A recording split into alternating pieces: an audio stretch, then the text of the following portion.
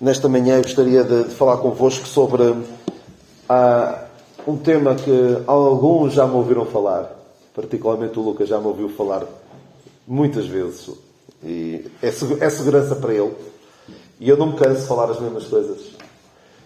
E eu quero falar-vos sobre desafios importantes para este ano, desafios para 2024. Já passou um mês, muitas das resoluções de ano novo já ficaram pelo caminho. Pessoas que queriam perder peso, pessoas que queriam ler a Bíblia, pessoas que queriam ir ao ginásio, ou entre tantas outras coisas, já ficaram, algumas destas resoluções de ano novo ficaram pelo caminho. Mas temos muitos desafios pela frente e eu vou só lembrar alguns eventos importantes. Em breve tem o aniversário da Igreja, 56 anos, exatamente, um belo número, 56 anos, que a Igreja em Costeiras fará, querendo Deus. Mas temos outros eventos, temos vários fins de semana prolongados que são sempre bem-vindos. Temos na Páscoa, temos em junho, na altura de São João, aqui quem vive ou trabalha aqui na zona do Porto tem o fim de semana devido ao feriado de São João. Tem 1 a 3 de novembro, também é um fim de semana prolongado, que felizmente a Igreja em Quinta de Conde vai aproveitar para fazer uma conferência bíblica nos dias 1, 2 e 3 de novembro, uma conferência bíblica com tema dispensacionalista, que será certamente de bênção para todos quantos puderem estar. Temos também vários eventos políticos, nomeadamente as eleições legislativas, dia 10 de março, as europeias, 9 de junho, que pode parecer que as eleições europeias não servem para nada, mas muito do que acaba por acontecer aqui em Portugal é reflexo do que se decide a nível central na União Europeia. À boa maneira romana de pão e circo, temos o Europeu de Futebol, temos os Jogos Olímpicos para o povo se aliar dos seus problemas durante algum tempo, dependendo do desempenho dos atletas.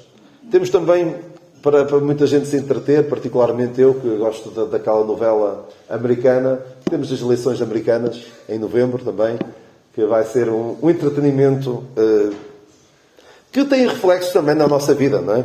O que se passa nos Estados Unidos acaba por chegar cá e tudo leva a crer que será uma desforra entre o Trump e o Biden.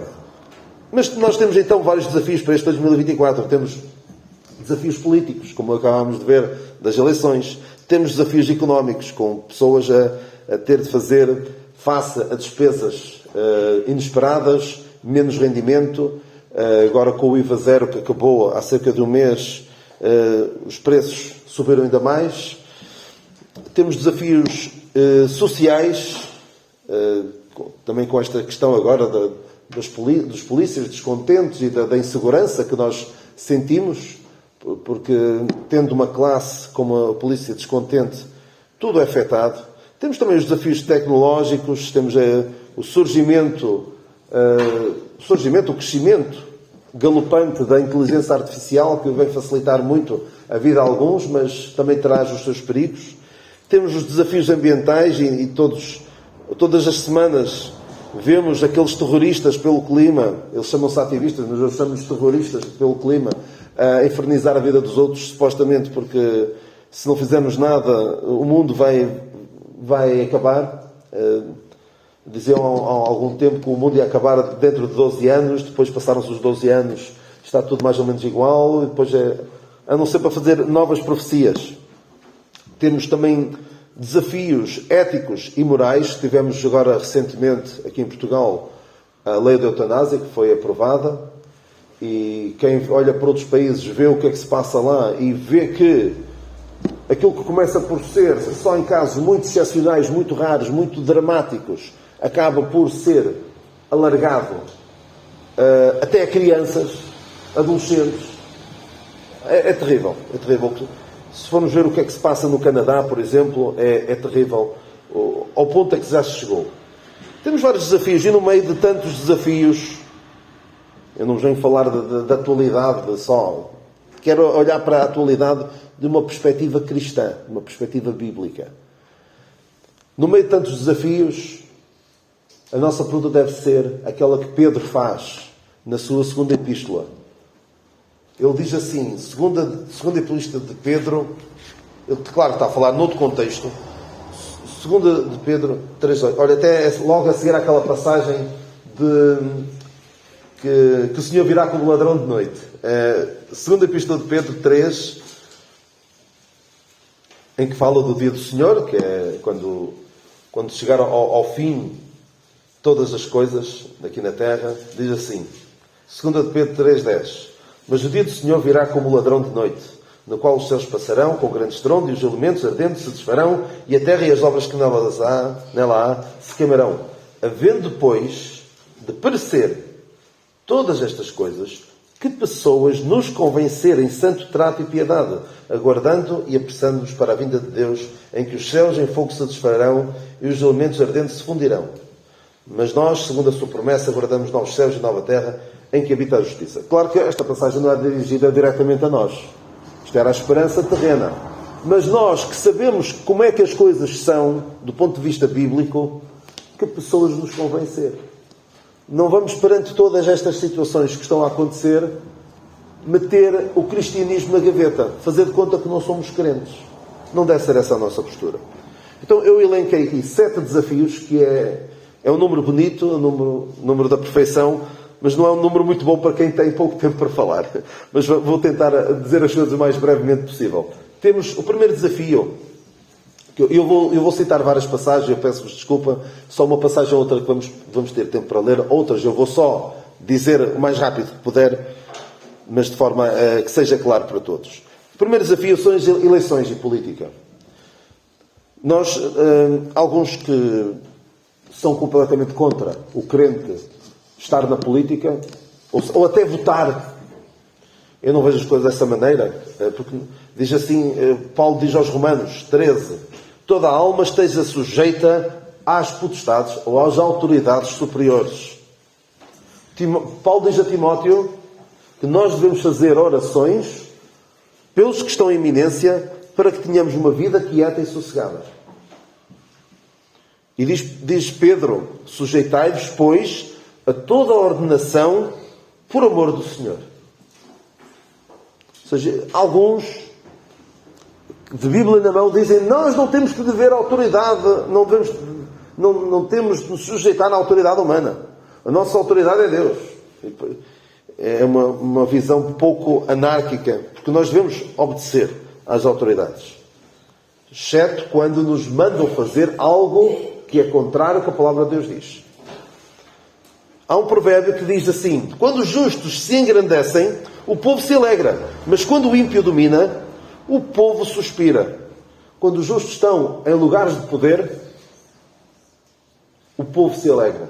O povo está satisfeito. Mas quando os ímpios estão em lugares de poder, dominam, toda a gente suspira. E é curioso, claro que esta passagem em particular não é dirigida a nós, mas é dirigida ao povo que estava exilado, o povo de Judá que estava exilado, e diz assim o profeta Jeremias, procurai a paz da cidade. Ou seja, vocês estão naquela terra, procurem a paz daquele lugar. Procurai a paz da cidade e orai por ela ao Senhor, porque na sua paz vós tereis paz. Ou seja, se a terra onde vocês estiverem tiver paz, vocês também vão ter paz. E deve ser esse o nosso objetivo também, ter alguma paz neste mundo. Sabemos que é um mundo que está em rebelião para com Deus, mas na medida do possível, termos paz. Nós não somos chamados à política, apesar de haver homens de Deus que foram influentes na política, eu vejo com alguma dificuldade nos tempos atuais um grande envolvimento na política, porque é um mundo muito corrupto e nós vemos a toda a hora surgir casos de corrupção. É muito difícil mesmo. Eu não invejo a sorte de quem para lá vai, porque acaba sempre manchado. É muito difícil sair de lá imaculado. Já agora, só por curiosidade, sabem de onde é que vem a palavra candidato? Não sabem de onde é que vem a palavra candidato? Candidato vem... Que palavra é que parece... O início da palavra é o quê? Cândida. E o que é Cândida? Além de ser o nome. Cândido é puro. Branco. Porquê? Porque na Grécia Antiga, os candidatos iam vestidos de branco, para mostrar, para refletir a sua incorruptibilidade, a sua pureza de caráter. E não é preciso dizer muito mais como é que as coisas estão hoje, não é? Que há pessoas que já roubaram, já cumpriram pena e tudo, e vão e apresentam-se como candidatos. É ridículo, é ridículo. Então, nós não somos chamados à política porque a nossa política está nos céus. A nossa cidade, a nossa cidadania, a nossa política, a nossa conduta, como diz Paulo aos Filipenses, em Filipenses 3:20, a nossa cidade, a nossa conduta, a nossa política está nos céus. Porque aquela palavra é da mesma família de política. Nós somos chamados a orar pelas autoridades. Nós devemos procurar ter uma vida quieta e sossegada. E nós devemos ir votar. É um dever cívico. Mas, muita atenção, não coloquemos a nossa esperança no homem. Porque eu posso imaginar, há 90 anos, na Alemanha, muita gente achava que aquele homem do Partido Nacional Socialista, o Adolf ia resolver tudo na Alemanha. Ia devolver a Alemanha aos tempos gloriosos do passado. E vemos o que é que ele fez. Envolveu a Alemanha na Segunda Guerra Mundial, levou ao extermínio de milhões de judeus e de outras pessoas, e muita gente, provavelmente até de cima de púlpitos, falaram a favor deste homem. Portanto, não ponhamos a nossa esperança no homem. Ponhamos a nossa esperança em Deus. Mas apesar de nós não colocarmos a nossa esperança no homem, porque o homem é falível, o homem a imagem do homem, a imaginação do homem é perversa, nem todas as opções são iguais. Há pessoas que dizem, tanto faz governar este como aquele, é tudo igual. Não. Eu não vejo as coisas dessa maneira. Porque nós que somos crentes pensemos o seguinte. Os do mundo pensam da maneira que pensam, mas nós pensemos que ideologias políticas é que nos trouxeram estas coisas. Entre outras, o aborto, a eutanásia, o chamado casamento homossexual, agora a autodeterminação de género, a criminalização de terapias de conversão, ou seja, alguém que tenta ajudar uma pessoa que se identifica com outro género ou que é homossexual e alguém vai tentar ajudar, é crime neste momento em Portugal. Quem é que nos trouxe estas coisas todas? São estas pessoas que queremos que nos continuem, que queremos que nos governem? Há um irmão nosso que diz que muitos crentes, quando vão votar, votam com a carteira. Porque há partidos que prometem isto, então eu vou atrás deles. Mas pensemos bem o que é que certos partidos defendem. Alguns deles são completamente contra Deus. E são esses partidos que nos vão dar uma vida quieta e sossegada, como nós devemos orar. Segundo o desafio, primeiro, eleições e política. Segundo, liberdade religiosa, que está relacionado com isto. Novamente, toda a alma esteja sujeita às autoridades, mas também, diz Pedro, que é possível que nós venhamos a padecer por amor da justiça. Ou seja, por causa de não fazermos aquilo que as autoridades nos mandam, podemos ter problemas. Mas se isso acontecer, somos bem-aventurados. Atenção ao que ele diz. Eu não vou dizer exatamente o que ele diz, mas nenhum de vós, se algum de vocês sofrer consequências de ser desculpem lá a expressão, um imbecil para com os outros, não se queixe. Agora, se padece por obedecer à palavra de Deus, fazer o que a Bíblia manda e tiver consequências por causa disso, és bem-aventurado. Eu vou falar de 3 exemplos. Pedro e João, quando lhes disseram, não falem mais deste nome, o que é que eles disseram? Ok, nós temos de nos sujeitar às autoridades. Não vamos falar mais de Jesus. Foi o que eles disseram? O que é que eles disseram? Importa mais obedecer a Deus do que aos homens. Os amigos de Daniel, o rei mandou-os ajoelhar-se perante a estátua. E o que é que eles disseram? Não vamos. E atenção que era muito difícil toda a gente ajoelhar-se e ficarem 3 ali em pé, no meio daquilo tudo. Imaginem, se calhar, centenas ou milhares de pessoas a vergar-se perante aquela estátua e aqueles 3 ali em pé. E Daniel não estava lá. Daniel, eu não creio que Daniel se tenha ajoelhado, nem que tivesse... não, Daniel provavelmente estaria em viagem, a tratar de negócios, e não estaria ali presente. Mas estes amigos de Daniel ficaram sozinhos, sem Daniel, e aguentaram-se. E o que é que eles disseram? Deus é poderoso para nos livrar, mas mesmo que não livre, fica sabendo, ó rei, nós não nos vamos curvar perante a estátua que tu mandaste dizer. Ou seja, eles não iam ceder. Mesmo perante as ameaças do rei, eles não cederam. Daniel, aí neste caso, já estava sem os seus amigos. Saiu um decreto do rei, o rei foi enganado lá por pessoas que não gostavam de Daniel, e saiu uma lei que dizia: ninguém pode fazer qualquer petição a quem quer que for, a qualquer Deus, a qualquer pessoa, a não ser ao rei. E Daniel o que é que fez? Como antes costumava fazer, orou virado para Jerusalém, com a janela aberta. Como também antes costumava fazer. Que Deus nos dê esta firmeza e não olhar às consequências de fazermos o que a palavra de Deus nos manda. Termos esta firmeza. Nós não penso que esteja para breve perseguição religiosa.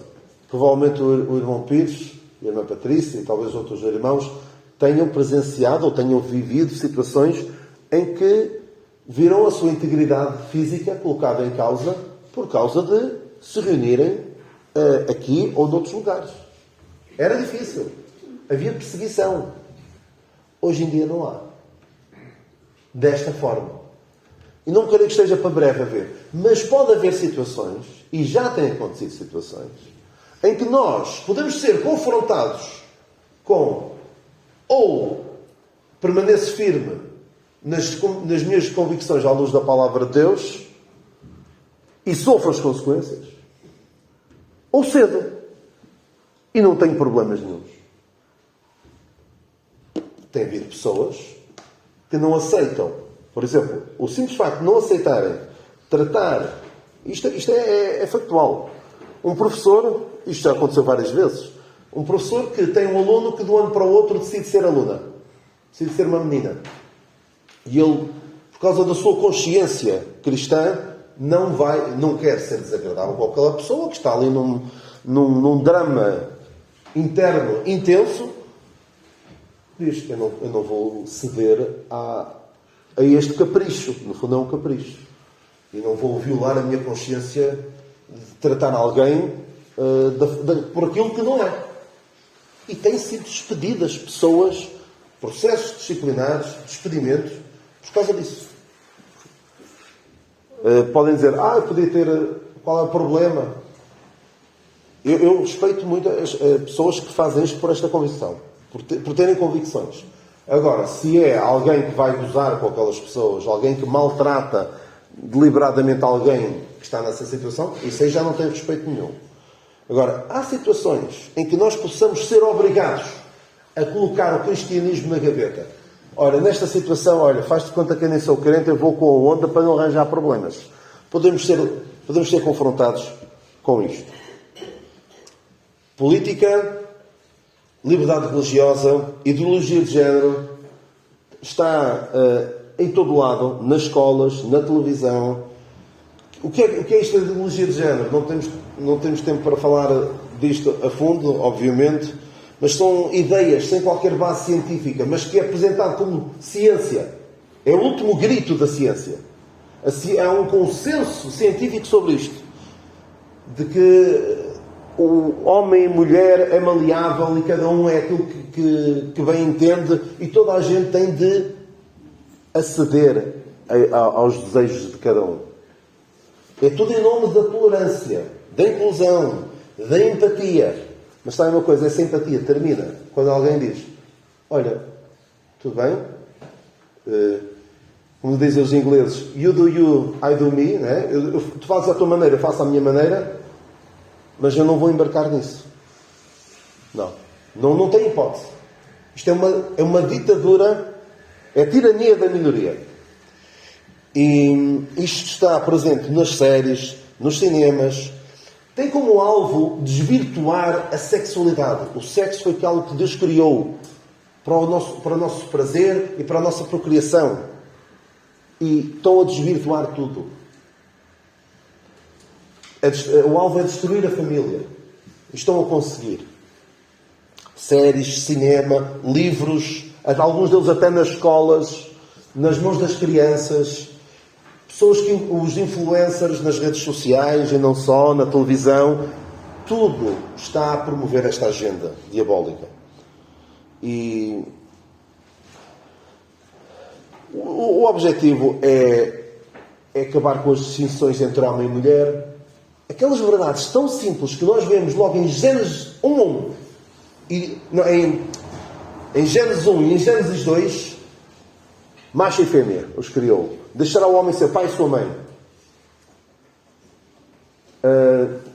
Crescei e multiplicai-vos. Tudo isto, estes mandamentos de Deus, estão a ser postos em causa por esta ideologia. A homossexualidade é banal hoje em dia. Eu tenho dito que aquilo que há uns anos era o divórcio, que era uma coisa tabu, que não se falava e que hoje em dia já se aceita até no meio das igrejas, divórcio e casamento, aceita-se com toda a naturalidade. Na geração seguinte vai ser a homossexualidade, já se vai aceitar em todo lado. E depois a transexualidade. E depois o que é que vem a seguir? Se calhar até a própria pedofilia vem a seguir. Eu não tenho tempo a falar disso, mas há vários sinais altamente preocupantes que me levam a pensar que até a própria pedofilia qualquer dia vai ser normalizado em certos casos e vão olhar para trás, olha, aquelas pessoas eram retrógradas, não aceitavam o amor. Quando se abandona os princípios da palavra de Deus, não há limite para a perversão do homem. Nós não pensemos que o homem... o homem não é assim tão mau. O homem a imaginação do homem é má continuamente. Diz a palavra de Deus que o homem é quê? Inventor de males. Conhecem aquela expressão? Coisas que não lembram ao diabo. Às vezes parece mesmo. Havia um humorista que dizia há dias que o diabo era uma sátira, atenção. Que o diabo se ia reformar, o diabo ia reformar-se, já não precisa de trabalhar, porque tem o TikTok. O TikTok é uma rede social que tem todo tipo de podridão imaginável e não imaginável. Está lá todo tipo de podridão. E as crianças bebem aquilo. Estão sempre a ver aqueles vídeos, aquelas coisas que não promovem valores cristãos, obviamente que não, mas valores sociais positivos. O diabo já nem precisa de fazer o seu trabalho, aparentemente. Claro que sabemos que o diabo está por trás disto. Mas é apenas uma forma de mostrar o quão mau está o mundo influenciado pelo diabo e que o homem inventa coisas umas atrás das outras. O homem busca muitas invenções. E quarto desafio, eu tenho de me despachar, ataques à família. A família tem estado debaixo de ataques. Vemos as famílias já não são o que eram antigamente. Quando vemos uma família, pai, mãe e 3 ou 4 filhos, na minha geração, é uma raridade. Não é que ter 3 ou 4 filhos seja um número certo, mas ter uma família numerosa, com os pais juntos, a viver juntos, com filhos, isso é raro. Cada vez mais raro. O que é que diz a Bíblia? Gênesis 2. Deixará o homem ser pai e sua mãe e apegar-se-á à sua mulher. Honra a teu pai e tua mãe, diz Êxodo 20. Diz o Salmo 127, os filhos são a herança do Senhor. E Provérbios também diz, instrui ao menino no caminho que deve andar. Ou seja, nós temos várias passagens que falam da importância da família. Paulo também diz a Timóteo, aquele que não cuida dos seus é pior do que o infiel. Ou seja, a família é muito, muito importante. Deus valoriza muito a família. Mas vemos a família a ser posta em causa. Como? O casamento já não é o que era. O casamento, como eu vejo, é uma união entre um homem e uma mulher para toda a vida, na presença de Deus, perante também as autoridades e a comunidade, hoje em dia não há nada disso, já. Já não é entre homem e mulher. Deus já não é tido nem achado. Já não é até que a morte os separe. Já não é suposto haver filhos sequer. O que se faz hoje é junta-se e vê se dá. Se não der, vai-se para outro, mesmo que já haja filhos. É terrível. Isto é destruir a família. Até temos situações que eu sei que há pessoas que recorrem a isso porque não conseguem ter filhos de outra forma. Há procriação medicamente assistida e eu não quero ser insensível para com pessoas que passam por essa situação, mas depois há abusos no meio desta indústria, porque é uma indústria, no fundo. Por exemplo, há pessoas, e principalmente isso acontece nos pares homossexuais, não conseguem ter filhos, obviamente, então recorrem à procriação medicamente assistida e a barrigas de aluguer, por exemplo. O que é que fazem? Imaginem, 2 homens.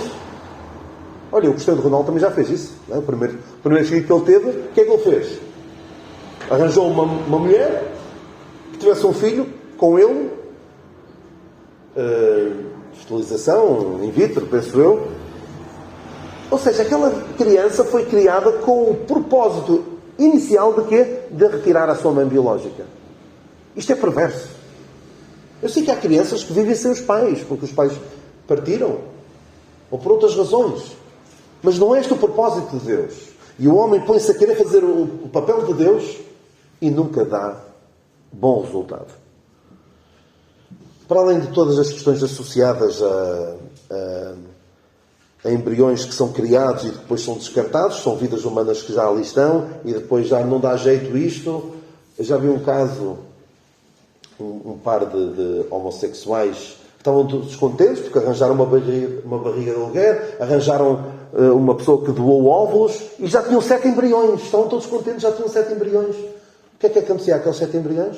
Ou os implantavam a todos num útero de uma mulher, ou então iam fora. Olha, este aqui não é loiro, eu quero um filho loiro. Então vai o loiro. E os outros? Olha, foi-se para o lixo. É o que muita gente faz. Isto é perverso. É o homem a criar muitas invenções e a afastar-se cada vez mais dos propósitos de Deus. Portanto, nós temos de estar, nós que somos pais, ou avós, ou temos jovens ou crianças que podemos influenciar, temos de estar muito atentos. Eles estão debaixo de muitos ataques. E eu lembro-me de 3 homens de Deus, 3 homens de Deus, que foram uma desgraça com os seus filhos. Todos eles. E souberam uns dos outros. Eli teve 2 filhos. Foi uma desgraça com os filhos. Honras mais a teus filhos do que a Deus, disse o profeta. Samuel viu, não foi? Os filhos dele foram uma desgraça. Davi talvez não tenha conhecido bem, mas soube certamente que os filhos de Samuel não foram em condições, tanto que a nação de Israel disse: nós queremos um rei, porque os teus filhos não servem para continuar o teu trabalho. Davi, foi uma desgraça com os filhos. Estava entretido com as guerras, com as mulheres, e não teve tempo aos seus filhos. Portanto, nós temos de estar muito atentos àqueles que dependem de nós. Não sejamos negligentes. Agora, eleições, liberdade religiosa, ideologia de género, ataques à família. E agora, vamos pensar mais nós. Compromisso com a Igreja. Ainda agora nós ouvimos um exemplo de uma proposta do nosso irmão de ir visitar uma irmã que não está impossibilitada de vir. Isso é bom, é bom. Mostra que nós realmente somos uma família. E algo que me deixa bastante triste é a sensação com que às vezes fico de que isto da Igreja é uma coisa que a gente faz uma hora por semana, ou 1h30. A Igreja não é isso. E eu não quero de maneira nenhuma que passe essa ideia para os meus filhos. Isto da Igreja é uma coisa que a gente faz de vez em quando. Isto sermos crentes é uma coisa que a gente faz aos domingos. Esta semana a gente vive como se nada fosse. O que é que a Bíblia diz? Olha, diz, por exemplo, Epáfras. Paulo diz, Epáfras, que é dos vossos. Vocês sabem que podem contar com Ele. Ele é mesmo dos vossos. Há algumas pessoas, na minha igreja local, e noutras, que nem sabem bem se estão ali, se não estão, se contam com eles, se não contam com eles. É triste. Que nenhum de nós seja assim. Paulo diz também, para dizerem a Arquipo, atenta para o ministério que recebeste no Senhor, para que o cumpras. Paulo diz aos Romanos 12, somos membros uns dos outros, ou seja, somos uma família. Devemos estar unidos. Não é aquela expressão que terrível. Ninguém tem nada a ver com a minha vida. É terrível. Nós somos membros uns dos outros. O que eu faço afeta os outros. Eu devo envolver-me. A igreja deve saber que eu posso contar com ele. Podem contar comigo. Será que eu oro pelos meus irmãos e visito-os? Estou nos cultos? Na ceia do Senhor? Estou presente na ceia do Senhor aqui, pela graça de Deus. Os que aqui estamos, estivemos todos na ceia do Senhor. Graças a Deus por isso. Mas em muitas igrejas onde eu vou, é só meia hora de ceia do Senhor. E não direi metade, mas às vezes quase metade das pessoas só chegam depois para o culto. Não conseguem estar mais meia hora. É como se o Senhor lhes dissesse: nem meia hora pudestes velar comigo. É triste. Mostra um certo desapego e mostra... Eu pergunto assim. Nós temos 168 horas por semana. E dessas 168 horas, meia hora, está definida que meia hora, que é uma parte em 336 da semana. Uma parte em 336. Temos mais 335 meias horas ao longo de toda a semana. E essa meia hora, a Igreja determinou juntar-nos para celebrarmos a coisa mais extraordinária que já nos aconteceu. Alguém consegue conceber uma coisa mais extraordinária que nos tenha acontecido do que aquilo que estivemos a celebrar há cerca de uma hora? Eu não consigo. Se conseguirem, algo melhor, se calhar fica à consideração de cada um. Eu não consigo conceber. Então a Igreja junta-se. E o que é que alguns fazem? Ficam em casa. É só meia hora. Para celebrar o mais extraordinário que aconteceu alguma vez nas suas vidas. Isto depois também está ligado à secularização. As pessoas habituarem-se a viver como os outros vivem.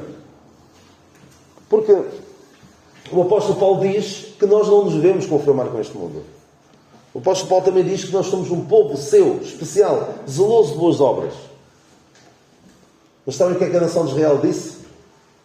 A dada altura a Samuel: nós queremos ser como os outros. Nós queremos ser como as outras nações. E será que às vezes eu não ajo assim dessa maneira? Que Deus quer que eu seja diferente. Deus comprou-me, resgatou-me com o seu precioso sangue, o qual se deu a si mesmo para nos purificar para si, um povo seu especial, zeloso de boas obras. E o que é que eu faço? Eu quero ser como os outros. É tão boa aquela propaganda. A propaganda do inimigo é tão boa, eu quero alimentar-me daquilo, em vez de me alimentar da palavra de Deus. E depois, o que reflexo é que isso vai ter? Vai ter reflexo nas minhas atitudes, na maneira como eu vivo, como eu tomo as minhas decisões no dia-a-dia. Acabo por tomar as minhas decisões no dia-a-dia como qualquer um toma. Mas sabem uma coisa que nós temos, que não têm os outros? Paulo diz em 1 Coríntios 2,16: nós temos a mente de Cristo. Nós temos a capacidade, pela graça de Deus, de pensarmos de uma forma bíblica, com princípios bíblicos. O descrente não pode. Último desafio, que é o mais importante de todos. Se não tivermos isto, tudo o resto não vale a pena. A nossa relação com Deus é o desafio mais importante de todos. Será que eu tenho verdadeiramente uma relação com Deus? Eu conheço-o verdadeiramente? Ou digo que o conheço? Muita gente diz: conheces Deus? Conheço. Mas conhece-o segundo a palavra de Deus? E muito importante, será que Ele me conhece? Será que Ele me conhece como sendo seu? Deus conhece os que são seus, não é? Não é o que diz a palavra de Deus? Deus conhece os que são seus. É rápida esta ilustração. Imaginem que eu sei quem é o Presidente da República e vou ao Palácio de Belém e digo, olha, eu quero falar com o Presidente da República.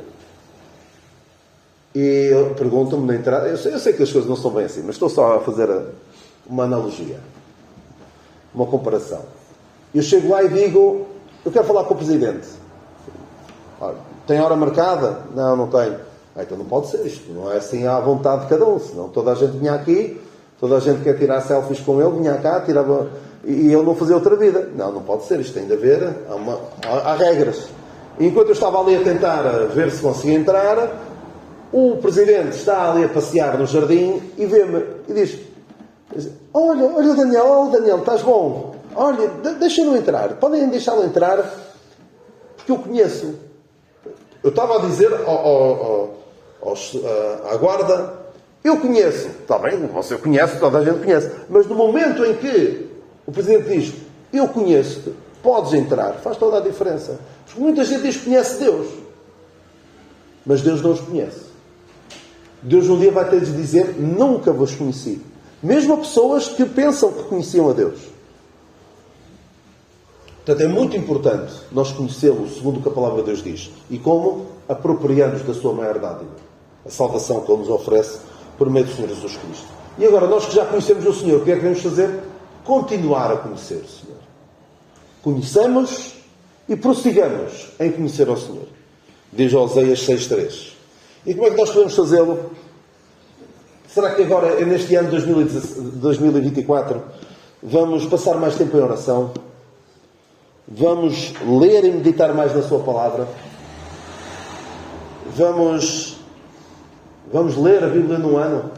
É que se nós passássemos a ler a Bíblia, o tempo, isto mais para a malta nova e não só, se passássemos o tempo que passamos frente a ecrãs, passássemos a ler a Bíblia, eu acho que não líamos a Bíblia num ano. Líamos para aí a Bíblia num mês. Ou 5 ou 6 vezes ao ano. Será que eu vou anunciá-lo aos outros? Algo tão extraordinário. Eu vou falar desta relação que tenho com Deus. Vou querer transmiti-lo aos outros? E será que eu vou ter em consideração em tudo quanto faço? Quando nós temos uma relação verdadeira com alguém, nós tomamos as nossas decisões, devemos tomar as nossas decisões tendo-o em conta. A palavra de Deus diz, eu vou ler, só para não dizer que eu tive aqui este tempo todo e só abri a Bíblia uma vez. Provérbios 3.6. Provérbios 3.6. E há alguma passagem que vou ler e vou terminar já de seguida. Provérbios 3.6. 3.5. Confia no Senhor todo o teu coração e não te estribes no teu próprio entendimento. Reconhece-o ou considera-o em todos os teus caminhos. E Ele endireitará as tuas veredas. Ele endireitará os teus caminhos. Ou seja, vamos tê-lo em consideração em tudo quanto faço. Tudo quanto fizeres por palavra ou por obra, fazei em nome do Senhor Jesus. Dando por ele graças a Deus Pai. Deve ser essa a nossa atitude. Então, temos aqui 7 desafios. Fica para a vossa consideração. Talvez pudéssemos pôr mais alguns. Mas eleições em política, liberdade religiosa, ideologia de género, ataques à família, estejamos muito atentos a isso. O compromisso com a Igreja e com os crentes, os perigos da secularização, de sermos iguais aos outros, e acima de tudo, o que é mais importante, e porque vai ter reflexo, vai ter impacto em tudo o resto, e por toda a eternidade, a nossa relação com Deus. Que o Senhor nos abençoe e nos guarde.